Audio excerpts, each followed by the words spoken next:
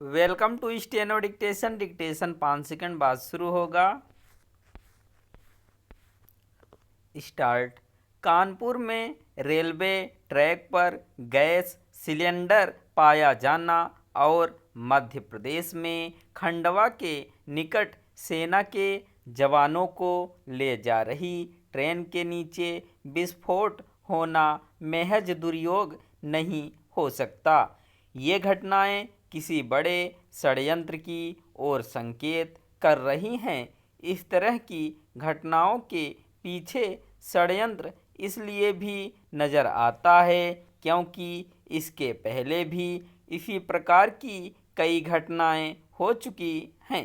पिछले दिनों ही सूरत में एक रेलवे ट्रैक की फिश प्लेटें हटी पाई गई थीं और उत्तर प्रदेश में रामपुर में रेलवे ट्रैक पर लोहे का एक खंभा रख दिया गया था।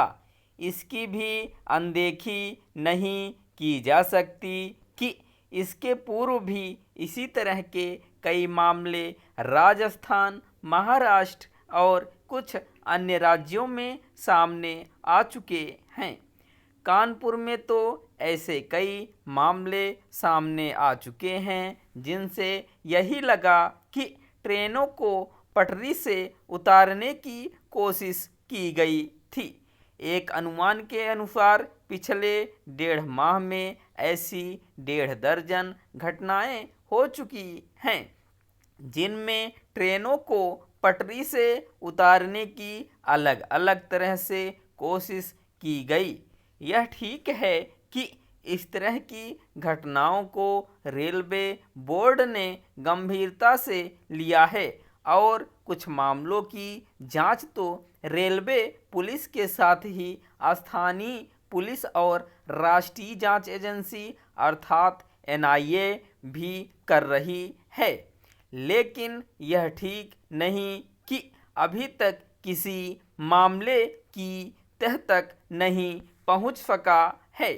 यदि इन घटनाओं के पीछे के कारणों का शीघ्र पता नहीं लगाया जा सका तो वे तत्व और दुस्साहसी हो सकते हैं जो रेलवे ट्रैक से छेड़छाड़ कर ट्रेनों को पटरी से उतारने की कोशिश करने में लगे हुए हैं।